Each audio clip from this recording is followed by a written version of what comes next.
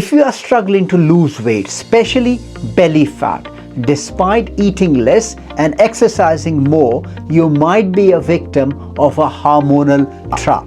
A hormonal trap is an interplay, a vicious cycle between cortisol and insulin. If you suffer from chronic stress, your cortisol is always high.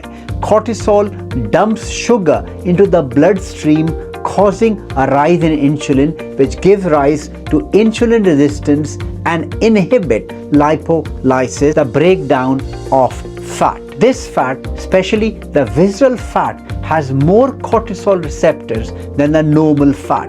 The belly fat is active inflammatory fat. If you want to break down this vicious circle, stop eating late at night. Have a gap of at least 3 hours between your last meal and when you sleep. Make sure you walk after every meal and increase protein in your diet. For similar such tips, follow me on my YouTube channel.